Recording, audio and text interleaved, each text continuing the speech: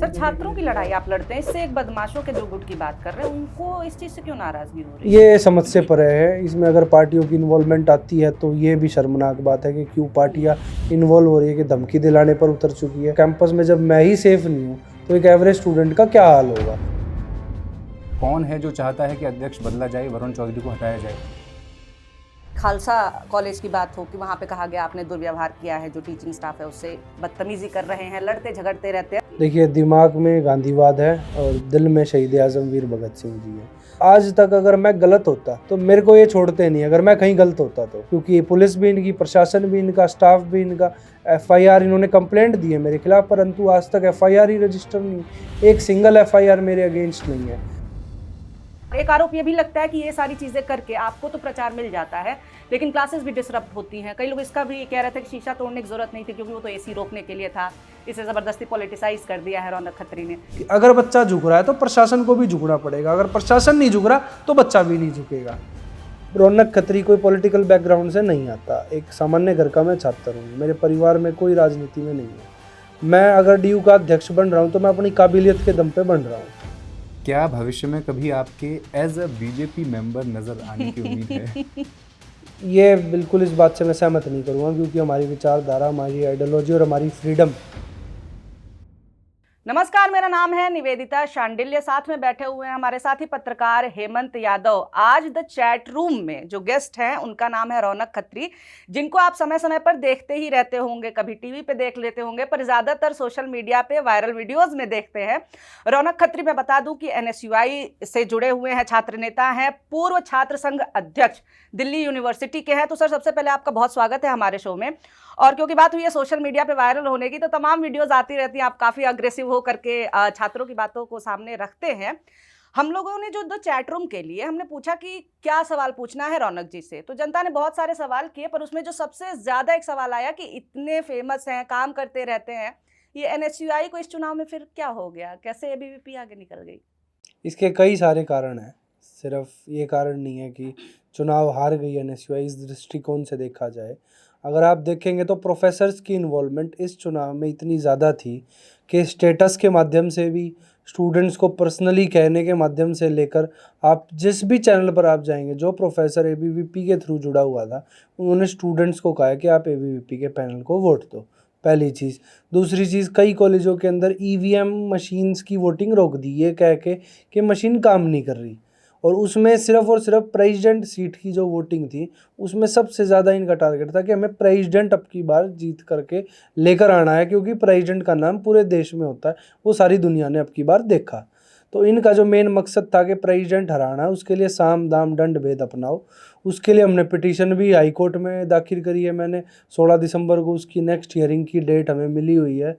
तो जो वोट चोरी और जो प्रोफेसर की इन्फ्लुएंस है, उसने एबीवीपी को प्रेसिडेंट की सीट जिता कर दी। मगर सर, आप तो जीते थे ना इससे पहले, उस समय ये इन्फ्लुएंस नहीं था? नहीं, उससे पहले बहुत लाइटली एबीवीपी इस चीज़ को ले रही थी, जहाँ पे 5000 वोटिंग का मार्जिन था स्टूडेंट्स का, कि 5000 वोट का इन्फ्लुएंस एबीवीपी इधर से उधर करती थी। वो इस साल 10 से 15,000 का मार्जिन हमें देखने को मिला है कि इतनी एक्टिव इन्वॉल्वमेंट एबीवीपी की हुई है। होता हर साल था, पर इस साल एग्रेसिवली हुआ है।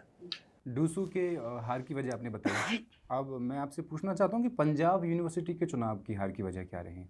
देखिए, पंजाब यूनिवर्सिटी एक छोटा यूनिवर्सिटी, मतलब एक छोटा कैंपस है। दिल्ली यूनिवर्सिटी बड़ा कैंपस है। वहाँ के समीकरण तय करते हैं कि प्रेसिडेंट कौन होगा। वहाँ पर अब 3 पार्टियाँ एक तरीके से चुनाव लड़ रही थी। एक तो आम आदमी पार्टी की स्टूडेंट विंग थी, असैप, एक एनएसयूआई स्टूडेंट विंग ऑलरेडी थी, एक हमारे ही टिकटार थी जिनको टिकट नहीं मिल पाती है, वो प्रेसिडेंट चुनाव निर्दलीय फाइट करते हैं। अगर आप निर्दलीय और एनएसयूआई को वोटों को जोड़ेंगे, जो हमारा निर्दलीय कैंडिडेट लेके आया और एनएसयूआई लेके आई, तो वो एबीवीपी से लीड में, एबीवीपी वहाँ पे भी हार रही है चुनाव। पहली बात तो समीकरण जो बनते हैं पंजाब यूनिवर्सिटी के, वो इस कदर बने कि आपस में पार्टी की क्लैश होने की वजह से, चाहे वो आम आदमी की, चाहे वो एनएसयूआई की, उसका लाभ जो है इसको एबीवीपी को देखने को मिला। एनएसयूआई में क्या आपसी कलह थी? आपसी कलह नहीं थी। कोई भी अगर कैंडिडेट तैयारी कर रहा होता है तो उसका अपना डेमोक्रेटिक राइट है कि वो चुनाव लड़ पाए।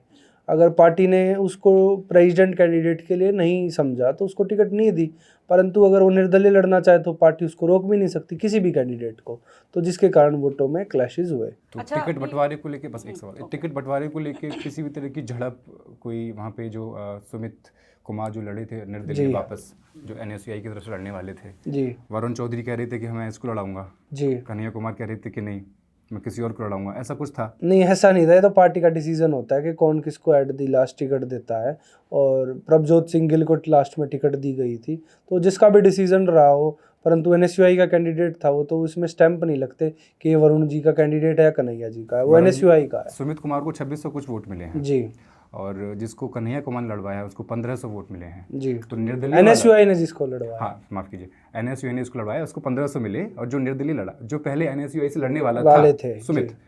उसको मिले 2600 वोट। तो ये कहीं ना कहीं दिखाता है कि वहाँ पे दोनों एक दो गुट बन रहे थे क्या, जी। और टिकट बंटवारे को लेकर बहुत कलह चल रही थी।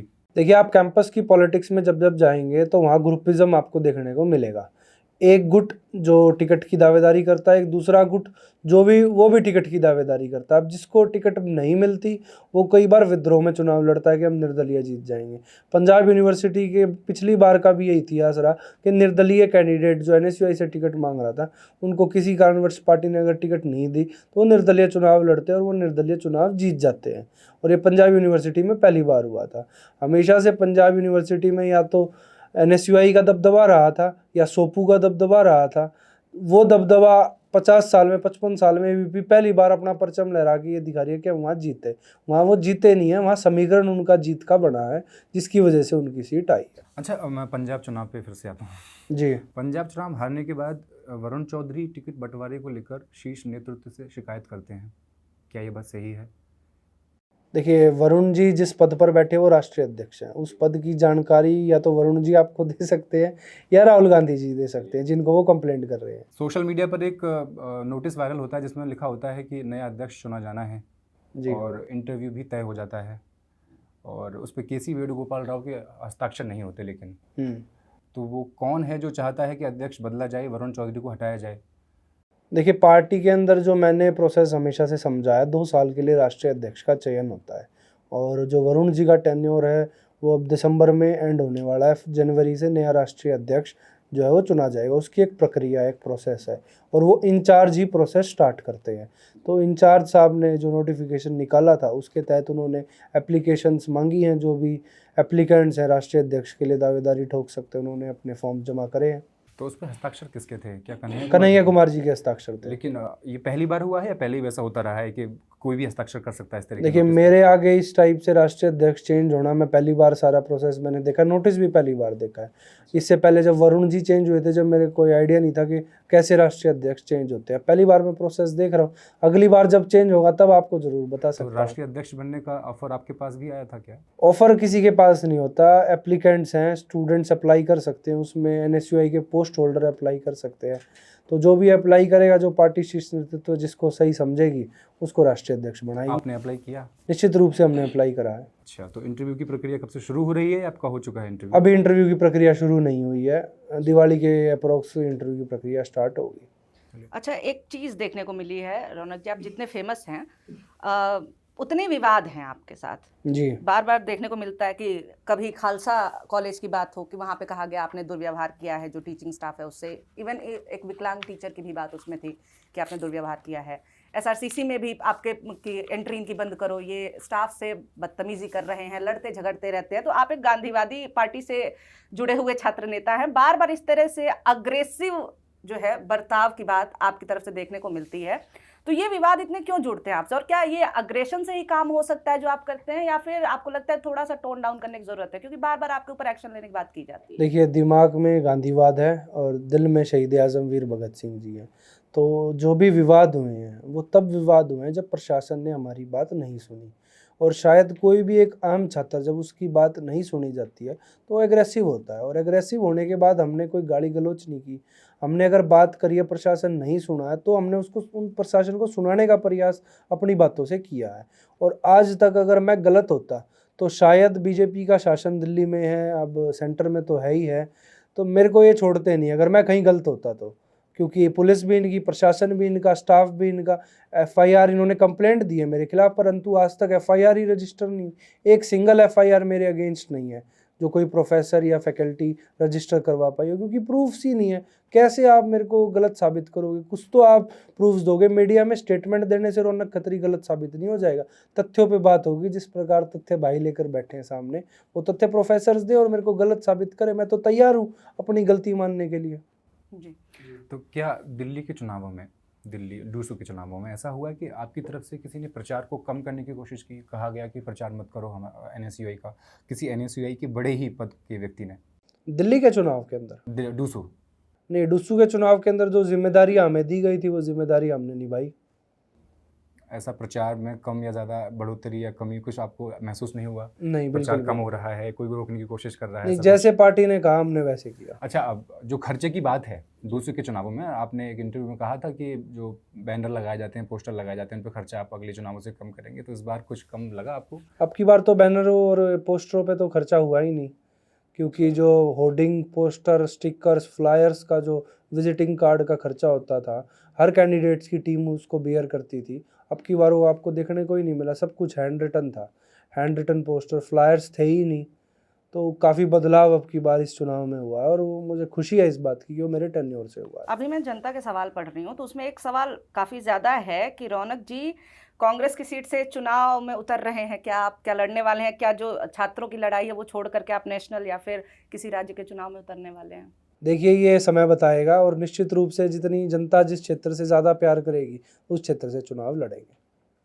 कन्हैया और अंशुल त्रिवेदी, इन पर आरोप लगते हैं, उनमें कितनी सच्चाई है आप बताइए, कि वो अपनी जाति और शैक्षिक बैकग्राउंड को श्रेष्ठ मानते हैं, यानी भूमिहार ब्राह्मण होना, और जेएनयू का टैग जो लगा है उसके चलते वो संगठन में अपने फैसले थोपते हैं, ऐसा आरोप है उन पर। तो आपको कितनी सच्चाई लगती है नहीं, इसमें? मैं इस बात से सहमत नहीं होऊंगा, क्योंकि अगर ये बात होती तो रौनक खत्री अध्यक्ष पद का चुनाव लड़ा था, और कन्हैया जी हमारे प्रचार में भी आए थे उस समय पे, और कन्हैया जी ने हर तरीके से समर्थन भी करा था।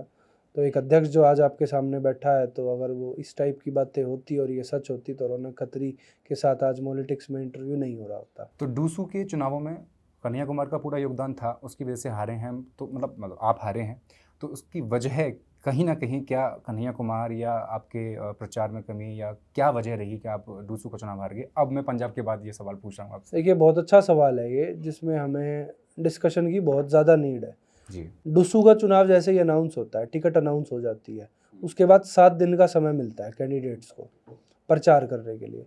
उन 7 दिन के समय में 5 दिन तो आप रामजस कॉलेज के अंदर, किसी दिन पोलो ग्राउंड के अंदर वेरियस इवेंट्स एबीवीपी ऑर्गेनाइज करती है फ्रेशर्स के लिए।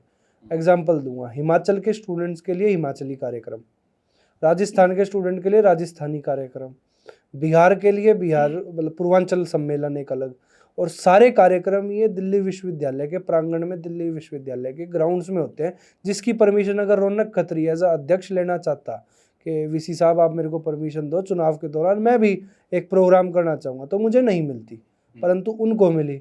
और हर कार्यक्रम में 5-5 हज़ार की संख्या में फ्रेशर्स उनके प्रोग्राम को अटेंड करने आ रहा है, क्योंकि फ्रेशर्स जो दिल्ली यूनिवर्सिटी का आता है वो फेस्ट के कल्चर को भी देख के डीयू के अंदर एडमिशन लेता है। और सबसे पहला फेस्ट देखने को मिला चुनाव के दौरान, और वहाँ पर जब वोटों की अपील एबीवीपी अपने पैनल की करेगा, तो निश्चित रूप से छात्रों का जो वोटों का डाइवर्जन है, जो दिखेगा वो बिकेगा वाली पॉलिसी वहाँ लागू हुई। उसके बाद फिर टीचर की इन्वॉल्वमेंट, उसके बाद फिर वोटिंग रोकने की इन्वॉल्वमेंट, उसके बाद फिर ईवीएम पे इंक लगाने के जो मार्क्स सामने हैं, जिसको लेकर मैंने हाई कोर्ट में पिटीशन डाली है, वो भी चीज़ हमें देखने को मिली। तो जब आप सारे बैकग्राउंड को स्टडी करेंगे और पूरे साल लगातार आरएसएस के इवेंट्स दिल्ली विश्वविद्यालय के अंदर, तो ऑटोमेटिकली जो इनका कैडर बेस है वो बढ़ेगा। स्टूडेंट आज जुड़ रहा है, एक नया कार्यक्रम से जुड़ा, कोई आरएसएस की शाखा से जुड़ा, तो जो कैडर वोटर 10,000 पे था वो 15 गया मेरे चुनाव में, 15 के बाद आज वो 20,000 22,000 पे पहुंचा है। अच्छा, ये आपने जो वो गोबर लिपा था प्रिंसिपल के केबिन में जी। और चाहे वो शीशा तोड़ने की बात थी, तो सोशल मीडिया पे काफ़ी लोगों ने आपके पक्ष में कहा कि हाँ सही बात है, अब नहीं सुनेंगे तो क्या किया जा सकता है। लेकिन एक और पक्ष भी है, एक और धड़ा भी है जो कहता है कि ये सारी चीज़ें जो हैं टेक्निकली आप जो है यूनिवर्सिटी से बात करके भी करा सकते थे, अनुरोध करके भी करा सकते हैं। और एक आरोप ये भी लगता है कि ये सारी चीज़ें करके आपको तो प्रचार मिल जाता है, लेकिन क्लासेस भी डिसरप्ट होती हैं। कई लोग इसका भी कह रहे थे कि शीशा तोड़ने की जरूरत नहीं थी क्योंकि वो तो एसी रोकने के लिए था, इसे ज़बरदस्ती पॉलिटिसाइज कर दिया है रौनक खत्री ने। इस पर आप क्या कहेंगे कि क्या सच में क्लासेस डिसरप्ट होती हैं, और क्या आपके अनुरोध से यूनिवर्सिटी नहीं सुन सकता था आपकी बात? देखिए, जब तक जहाँ तक बात आती है यूनिवर्सिटी की बात सुनने तक, तो वीसी साहब को 4 महीने बहुत ही एक नॉर्मल सभ्य इंसान के रूप में हमने एप्लीकेशंस दी। एप्लीकेशन को भी नहीं सुना तो नॉर्मल एक प्रोटेस्ट, जो एक विरोध का तरीका होता है, प्रॉपर परमिशन लेके पुलिस से, वो हमने प्रोटेस्ट करी। फरवरी 24 तारीख की बात है ये, जब हमने प्रोटेस्ट करी तब हमें डेडलाइन दी गई कि जो आपकी ये मांगे इनको हम 15 दिन के अंदर रिजॉल्व करके आपको दे देंगे। ये हमने कमेटी बना दी। मुझे एक आश्वासन मिला कि हाँ शायद कमेटी बनी है तो इसके ऊपर काम होगा। जिसमें मांग क्या क्या थी वो भी आपको आज बताना ज़रूरी है। मांग ये थी कि क्लासरूम्स के अंदर एसी इंस्टॉल किए जाए, जहाँ पे टिन शेड की क्लासरूम्स है, मतलब जहाँ पर टिन लगी हुई है। तो वो उन्होंने वीसी साहब ने अप्रूव करा मेरे आगे कि आपकी बात बिल्कुल जायज़ है, जहाँ टिन है वहाँ तो कम से कम एसी दिल्ली यूनिवर्सिटी को देना चाहिए। और साथ में ये भी कहा कि मेरे पास फंड्स की कमी नहीं है, आप ये मत सोचना कि फ़ंड के उससे काम नहीं होगा। फंड्स आप जितना चाहो हम उतना यूनिवर्सिटी में लगा सकते हैं। मैं इतना खुश हो गया उस दिन घर गया कि शायद अब हर क्लासरूम के अंदर टिन शेड के में एसी मिलेगा। परंतु 2 महीने बाद देखने को मिलता है काम तो कुछ हुआ नहीं। फिर भूख हड़ताल का हमने ऐलान करा। फिर हमें 4-5 क्लासेस के अंदर, मतलब कॉलेज 4-5 कॉलेजेस के अंदर क्लासरूम्स में एसी इंस्टॉल हुए, पर उसमें लक्ष्मीबाई कॉलेज के अंदर एसी इंस्टॉल नहीं हुआ। फिर हमने मांग करी कि सर हुआ तो कुछ भी नहीं। कह रहे बेटा थोड़ा टाइम दो, मैं 1-2 इवेंट्स में लगा हुआ हूँ, उसके बाद आपका काम कराऊंगा, पर आपके टेन्योर में ज़रूर कराऊंगा। फिर अगले ही दिन हमें देखने को मिलता है कि प्रिंसिपल ने बच्चों के रूम में गोबर लिपा कि क्लासेस ठंडी रहे। तो ठंडी रहने के बाद वीसी साहब भी उसको क्रिटिसाइज़ करते हैं कि गोबर का तो कोई सोल्यूशन है नहीं लगाना। अगर आपको फंड की ज़रूरत है तो आप एसी के लिए फ़ंड आप वीसी साहब से भी ले सकते हो। यूनिवर्सिटी डेवलपमेंट फ़ंड देता है हर एक बच्चा साल का 1000 से लेके 2000 रुपये का, वो यूनिवर्सिटी के पास आता है, जिसको कॉलेज भी ले सकता है यूनिवर्सिटी से। वो मैडम ने नहीं ऑप्शन चूज़ करा, उन्होंने गोबर का ऑप्शन चूज़ करा। उसके बाद मैंने मैडम से बात करने का प्रयास करा कि मैम गोबर आप हटवाओ और इन बच्चों के रूम्स में एसी लगवाओ, क्योंकि ये टिन शेड की क्लास रूम्स है। मेरे फ़ोन रिसीव नहीं किए, मैंने मेल करा। मैं अगले दिन कॉलेज गया कि पहले जाके एक बार बात कर लूँ, क्या पता बात से हल कुछ निकल जाए, क्योंकि समाधान मकसद है। वहाँ जाता हूँ तो बच्चे कहते हैं कि भैया आपके आने से पहले मैडम आधे घंटे पहले जो है कॉलेज छोड़ के चली गई। अब कहाँ गई वो तो मुझे नहीं पता। फिर जब मैडम थी ही नहीं, वाइस प्रिंसिपल उन्होंने वहाँ डिप्लॉय कर रखी थी हमसे बात करने के लिए, उनके पास कोई सोल्यूशन था नहीं उस बात का। तो एट दी एंड गोबर लगाने का ही हमारे पास समाधान बचा कि जब आप बच्चों को गोबर की कक्षा में पढ़ाना चाहती हो तो आप भी गोबर की जो है रूम के अंदर आप अपना कार्य को आगे निभाओ। आप यकीन नहीं करेंगे, आज हम जिस रूम में बैठे हैं इस रूम के अंदर 2 एसी में काम चल सकता है। मैडम के रूम में 4-4 एसी है।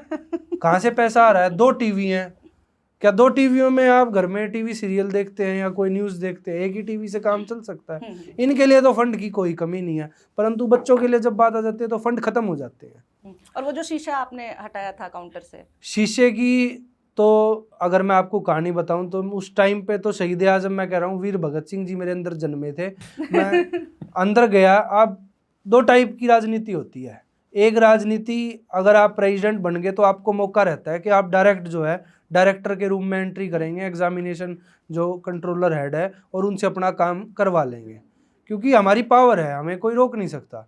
मैंने वो रास्ता नहीं चुना। मैंने चुना कि जहाँ भीड़ लगी हुई है, और वो भीड़ हमेशा लगी रहती थी, मैंने उस भीड़ को ख़त्म करने के लिए मैं वहाँ गया देखने के लिए, एक एवरेज स्टूडेंट की तरह, कि यहाँ आज भीड़ लगी है, इसका क्या कारण है।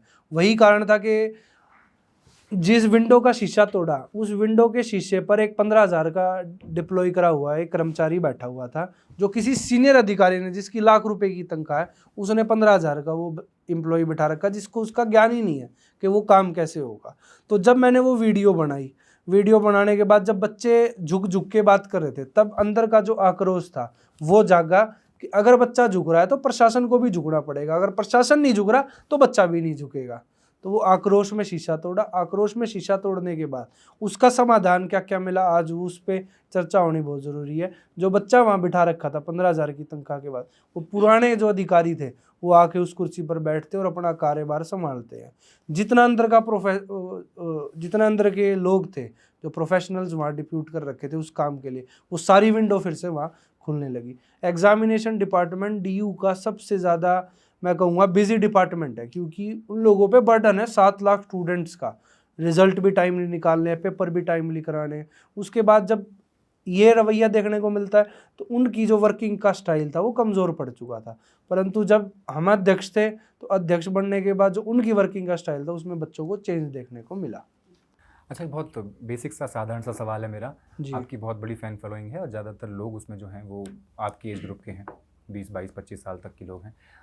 कई लोग ऐसे हैं जो ये नहीं जानते अभी कि NSUI क्या है और ABVP क्या है। तो मेरा सवाल यही है कि NSUI और ABVP के बेसिक स्ट्रक्चर में आप क्या डिफरेंस पाते हैं? कौन क्यों लड़ रहा है, एक दूसरे के सामने क्यों खड़े हुए हैं ये लोग? देखिए, ये आज से संगठन दोनों बहुत पुराने हैं। NSUI इंदिरा जी के समय की बनी हुई है, ABVP पुरानी जो है स्टूडेंट की ऑर्गेनाइजेशन है। दोनों की अपनी एक विचारधारा है। विचारधारा कैसी? NSUI और कांग्रेस पार्टी की एक सिंपल आइडियोलॉजी है, गरीब, पिछड़ा, वंचित वर्ग की बात करना, हर वर्ग को एक साथ लेकर चलना, देश के अंदर धर्म की बात को तवज्जो ना देते हुए समानता की बात को तवज्जो देना है, संविधान की बात को तवज्जो देना है। वहीं जब आप बात करते हो अखिल भारतीय विद्यार्थी परिषद की, तो वो राष्ट्रवाद के नाम पर वोट मांगते हैं स्टूडेंट से। और राष्ट्रवाद को तो मैं जब तवज्जो दूंगा राष्ट्रवाद को जब उनकी पार्टी, एक तरफ तो वो कहते हैं कि हमारा बीजेपी से कोई एफिलिएशन नहीं है, दूसरी तरफ बीजेपी के प्रचारक, बीजेपी के नेता जब चुनाव का समय आता है तो इनके लिए होर्डिंग, पोस्टर सारी व्यवस्था करने का काम करते हैं। तो ये दोहरा चरित्र ABVP क्यों अपनाती है, आज तक मेरे समझ नहीं आया। या तो आप अपने कार्यकर्ताओं से भी बुलवाओ कि हमारा बीजेपी से एफिलिएशन है, और अगर कार्यकर्ता ऐसे बोल रहे हैं कि हमारा बीजेपी से एफिलिएशन नहीं है, तो जितने इनके नेता बीजेपी के इनके प्रोग्रामों में आते हैं वो आने बंद हो। तो स्टूडेंट्स को समझना पड़ेगा कि झूठ की राजनीति में और सच की राजनीति में क्या फ़र्क है। छात्र संघ के चुनाव पूरे देश भर में लगभग बंद हैं।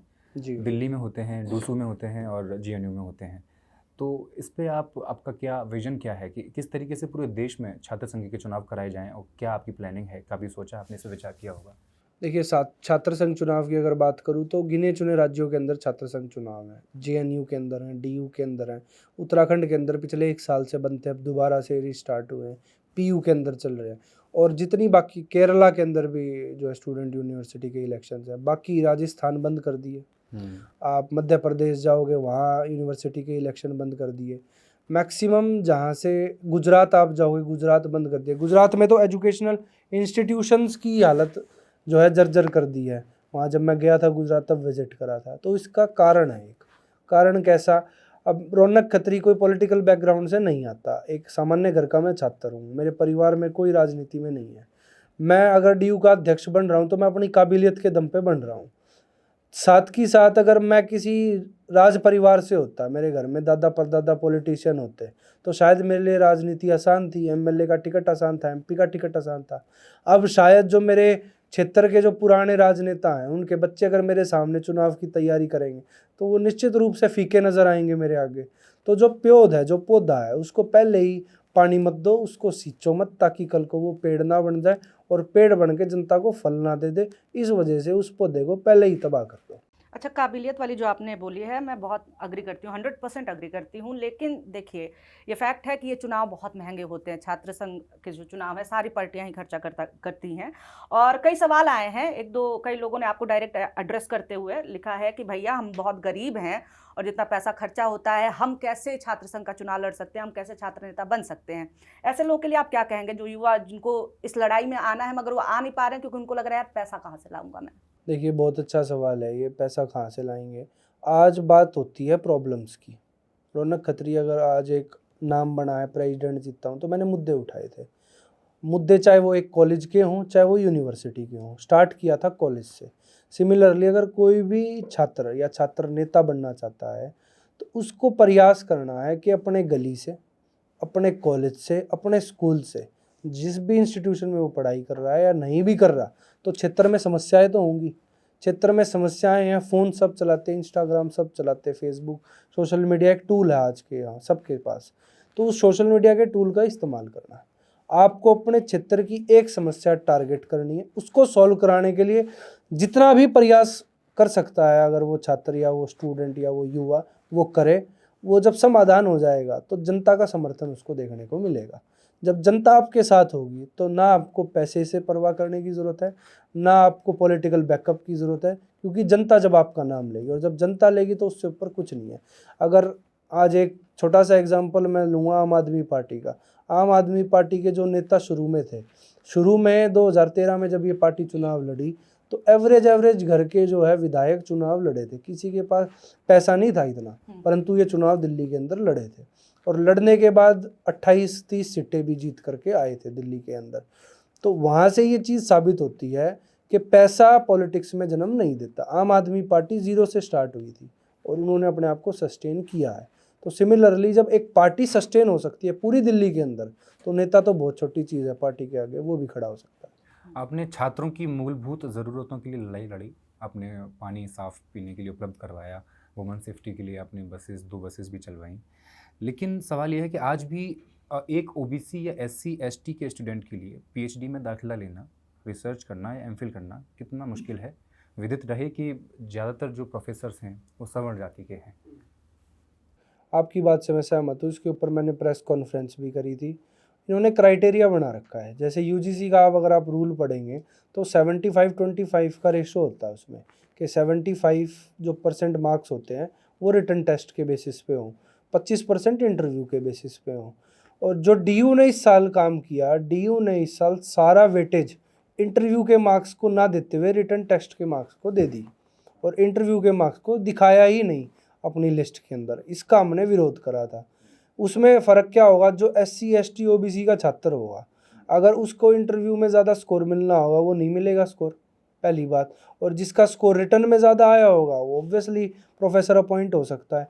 दूसरी बात, RSS के शाखा वाले लोग तो आज PhD का इंटरव्यू देते हैं और सिलेक्ट हो जाते हैं। आप यकीन नहीं करेंगे, 104 सीटें थी DU की, PhD की, लॉ की, जो पहले सीटें होती थी 50, एक ही दिन के अंदर उसको 104 कर दिया गया।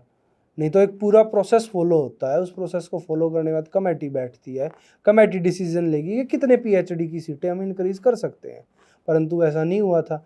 इनटेक्स ज़्यादा हो गए थे तो जो है रजिस्ट्रार साहब ने एक ही दिन में अनुमति दे दी कि 104 सीटों पे आप एडमिशन दे सकते हो। इसका भी हमने विरोध किया था और इसकी रिट पिटीशन मेरे एक साथी ने हाई कोर्ट में लगा भी रखी है, जिसकी हेयरिंग चल भी रही है कि कैसे ये ड्रास्टिक चेंज एकदम से हमें देखने को मिला है सीटों के अंदर।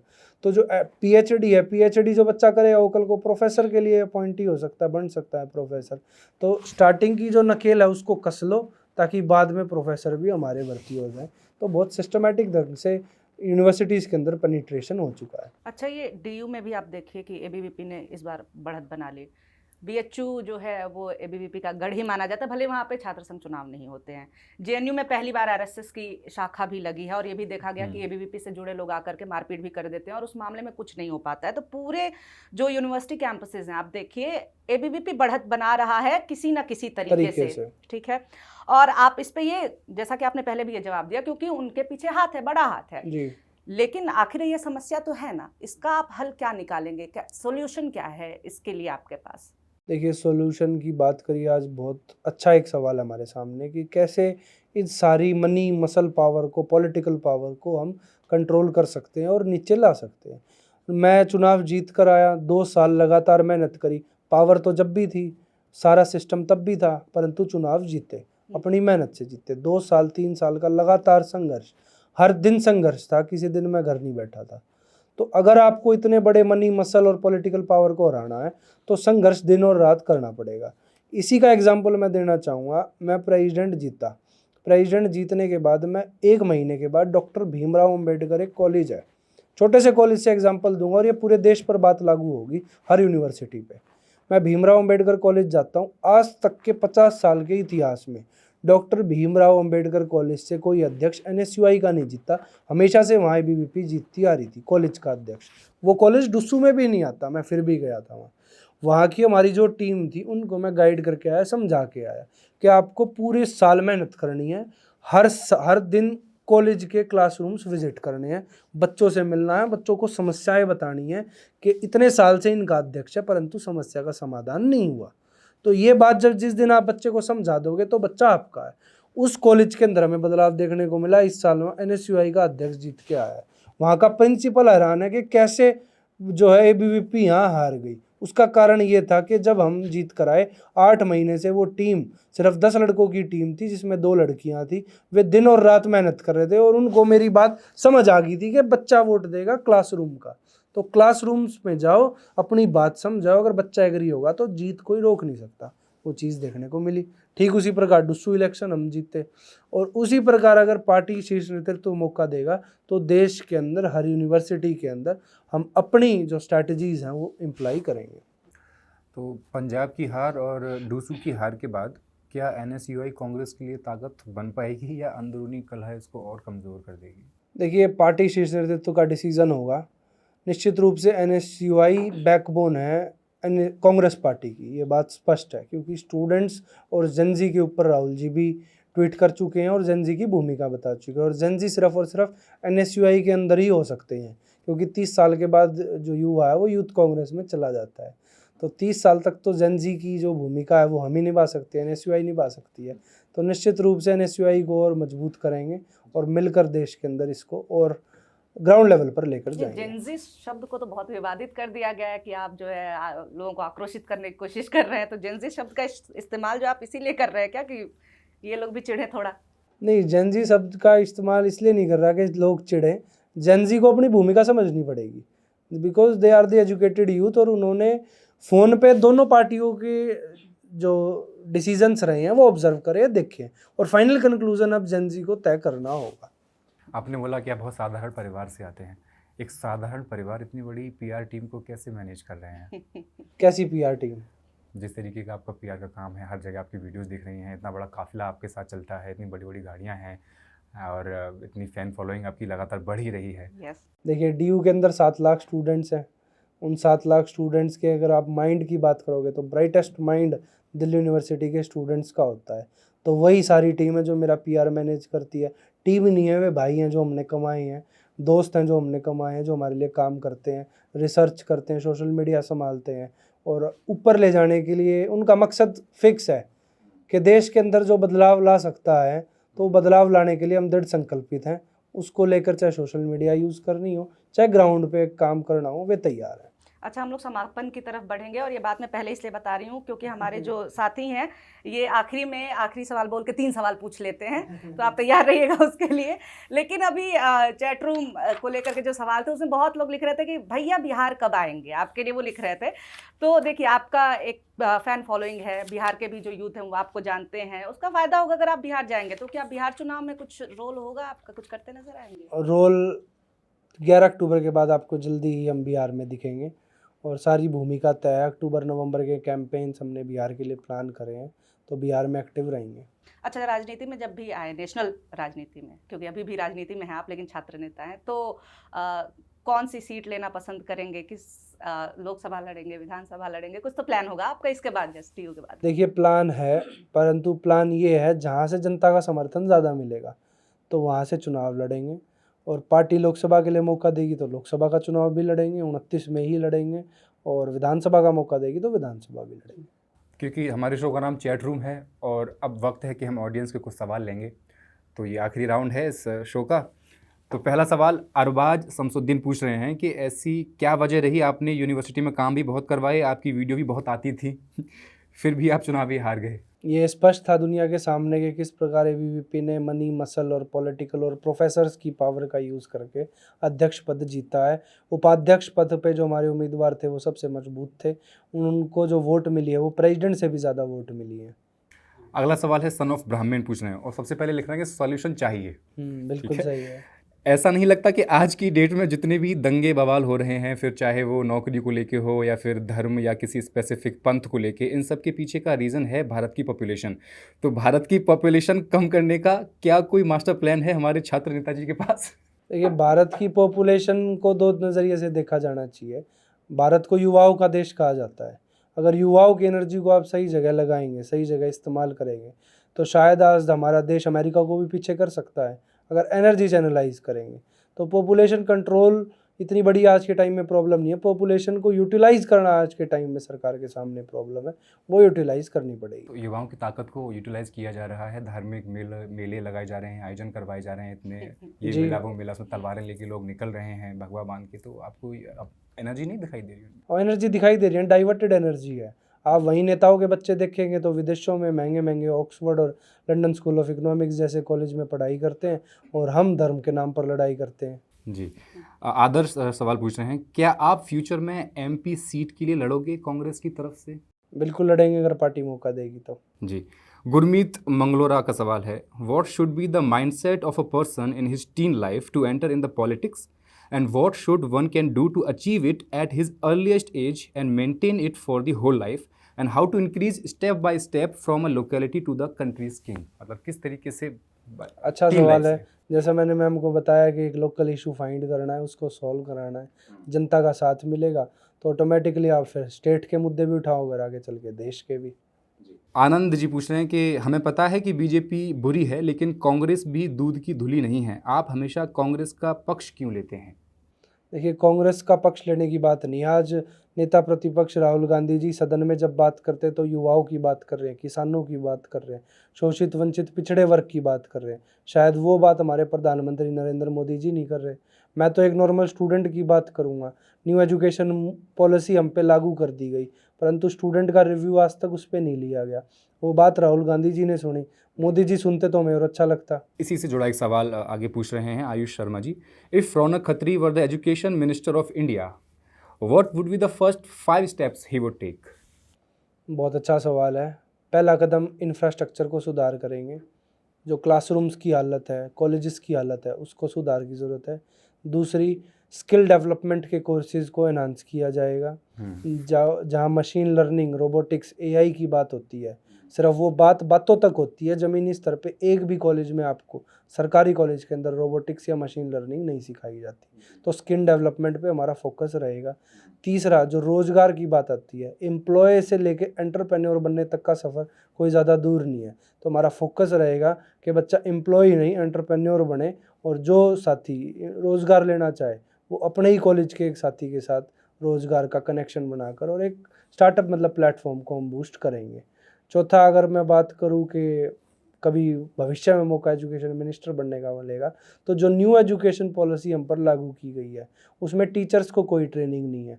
4th ईयर लागू किया गया है और वो डायरेक्ट पीएचडी में इन्वॉल्व हो सकता है। आप अगर 4 साल, मैं यकीन के साथ, दावे के साथ इस बात को कह सकता हूँ, अगर आप ग्रेजुएशन 4 साल में कर रहे हैं और उसके बाद डायरेक्ट पीएचडी में एनरोल हो रहे हैं तो वो पॉसिबल ही नहीं है। कोई बच्चा डायरेक्ट पीएचडी में 4 साल पढ़ाई करके विदाउट स्टडिंग इन डेप्थ उस सब्जेक्ट को वो एमए ही सिखा सकता है, वो 4th year under graduate programme नहीं सिखा सकता। तो न्यू एजुकेशन पॉलिसी के अंदर अमेंडमेंट की ज़रूरत है, और वो अमेंडमेंट इतनी ज़्यादा आवश्यक है आज के टाइम पे कि इसको इन डेप्थ डीयू का बच्चा या किसी कॉलेज का बच्चा आपको समझा सकता है। ना आप समझ सकते ना मैं समझ सकता। इतनी प्रॉब्लम इस नेप ने हमें को ला के दी है। एक मजेदार सवाल है, सॉरी टू नहीं, इंटरप्ट, बिल्कुल ये बहुत मजेदार सवाल है कि भाई मान लो ग्रीन नाम का अकाउंट है, तो भाई मान लो अगर किसी टाइम पे कांग्रेस पार्टी कुछ गलत करती है तो उनके खिलाफ आप आवाज उठाएंगे? निश्चित रूप से उठाएंगे। जब जब गलत करेगा, जो भी पार्टी गलत करेगी, अगर अपनी पार्टी में कुछ गलत हो रहा है तो हम उसका विरोध करेंगे। इसमें कोई संकोच ही नहीं है किसी भी प्रकार का। अंश अग्रवाल एक सवाल पूछ रहे हैं और ये सवाल मेरा भी था। 5वां आपका मेरा वो आंसर वो रह गया था। 4 पॉइंट्स में बता चुका हूँ। एजुकेशन मिनिस्टर बनने के बाद 5वां स्टेप आपका रह गया था। 5वां स्टेप ये है, जो यूनिवर्सिटीज़ के अंदर अपॉइंटमेंट होती है, चाहे वो बीजेपी की सरकार बने या कांग्रेस की सरकार बने। कांग्रेस की बनेगी तो दिखता है कांग्रेस के लोग अपॉइंट हो गए, बीजेपी की बनती है तो दिख रहा है आरएसएस के लोग अपॉइंट हो रहे हैं। तो इसको एबोलिश करेंगे। मेरिट बेस्ड सिस्टम पे जो किसी पार्टी से प्रोफेसर लिंक नहीं होगा, क्लियर कट स्टेटमेंट है, उसी को प्रोफेसर अपॉइंट करेंगे, क्योंकि शिक्षा में राजनीति नहीं होनी चाहिए। आज के टाइम पे अगर कांग्रेस सरकार आ जाएगी 5 साल बाद, परसों पता चलेगा दूसरी पार्टी की सरकार आ गई तो उनके लोग आ गए, इससे शिक्षा संस्थान खत्म हो चुके हैं। अंश अग्रवाल जो सवाल पूछ रहे थे, क्या भविष्य में कभी आपके एज अ बीजेपी मेंबर नजर आने की उम्मीद है? ये बिल्कुल इस बात से मैं सहमत नहीं करूँगा, क्योंकि हमारी विचारधारा, हमारी आइडियोलॉजी और हमारी फ्रीडम बीजेपी अलाउ नहीं करेगी। अच्छा मेरा एक सवाल है कि छात्र, ये मेरा सवाल है हटके, छात्रों ने इतिहास गवाह के बड़े बड़े आंदोलन स्थापित किए और सरकारें बदल दी, और सबसे बड़ा उदाहरण इसका जेपी आंदोलन है। लेकिन पिछले कुछ सालों में छात्र आंदोलन के साथ उसको जैसे दबाया जा रहा है, लाठीचार्ज करके या अज्ञात में जेल में भर भर के, तो आप किस तरीके से देख रहे हैं कि छात्र आंदोलन क्या कभी जेपी आंदोलन जैसा जो हुआ था कभी इस वक्त खड़ा हो सकता है क्या? देखिए, बहुत अच्छा सवाल है। ये बीजेपी को पावर यूज़ करनी है, ओवर यूज़ करनी आई है पावर। जहाँ भी आप आंदोलन देखेंगे या तो लाठीचार्ज से दबा दो या मुकदमा करके दबा दो। ये हमारे सामने युवाओं को देखने को मिला है। रही बात जेपी आंदोलन जैसा आंदोलन, मैं कहूँगा ऐतिहासिक आंदोलन, क्रांतिकारी आंदोलन भारत में ज़रूर जन्मेगा और सरकार अपने कुकर्मों से ही इस आंदोलन को जन्माएगी। कभी ना कभी तो ऐसी घटना सरकार कदम उठाएगी कि छात्रों का आक्रोश जो आज एक नॉर्मल पानी की तरह है वो आग बबूला होगा। ठीक है, हर्ष पूछ रहे हैं कि how to focus on studies if a student is sportsman. देखिए, स्पोर्ट्स का और स्टडीज़ का बहुत अच्छा कॉम्बिनेशन है और सवाल भी काफ़ी अच्छा है। ये तो शुरू से, जब मैं स्कूल में जब एक स्पोर्ट्स प्लेयर था, मैं क्रिकेट खेलता था, तो वहाँ पे भी मेरे टीचर मुझे कहते थे कि आप दोनों चीज़ें कैसे मैनेज करते हो। तो मैं तो एक ही सलाह देना चाहूँगा, स्पोर्ट्स का जब टाइम है, जब स्पोर्ट्स अच्छे से खेलो, और जब पढ़ाई का टाइम मिले तब पढ़ाई मन लगा के करो, तो दोनों चीज़ें चल सकती हैं। ऋषु मेला, आखिरी सवाल, आप कौन सी डिस्ट्रिक्ट से एमएलए का चुनाव लड़ोगे और आप कौन सी डिस्ट्रिक्ट या स्टेट से हो? क्या आपकी लाइफ में कोई और लड़की है? अब ये और लड़की का मतलब मुझे समझ में नहीं आया, ये समझ ये सवाल करने वाले से आपको पूछना होगा। और रही एमएलए की या डिस्ट्रिक्ट की बात, तो मैं नरेला से बिलोंग करता हूँ और जहाँ से भी पार्टी मौका देगी, जैसा मैंने कहा, वहाँ से चुनाव लड़ेंगे। तमीम जी आपको बंगाल बुला रहे हैं, क्या आप बंगाल जाना चाहेंगे? हाँ, निश्चित रूप से मैं बंगाल जाऊँगा।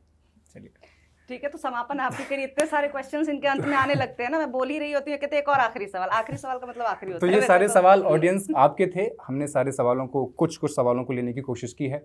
आपको उम्मीद है सारे सवालों के जवाब मिल गए होंगे। और इस शो के आखिरी में, जैसा हम हमेशा करते हैं, अपने गेस्ट से पूछते हैं आपको आपका एक्सपीरियंस कैसा रहा, आपका अनुभव कैसा रहा। प्लीज़ हमें बताएं ज़रा कैमरे के सामने, और अपील करें लोगों से कि हमारे शो को देखें। देखिए, एक बहुत मेरे ऊपर सवाल उठता है ऐसा कि मैं मीडिया चैनल्स में जाता हूँ, इंटरव्यू देता हूँ, तो वो पेड इंटरव्यू होते हैं कि मैं मीडिया चैनल्स को पैसे दे रहा हूँ। तो पहले तो आप ये स्पष्टीकरण अपनी तरफ से क्लियर कर दे कि मैं पॉलिटिक्स में कोई पैसे दे के नहीं आया। जी बिल्कुल नहीं, बिल्कुल नहीं, 1 रुपए भी नहीं मिले हम लोगों को, एक चवन्नी भी नहीं। तो ये बात क्लियर है, आज तक मैंने कभी किसी मीडिया चैनल के लिए, पॉडकास्ट के लिए कोई पैसे नहीं दिए हैं।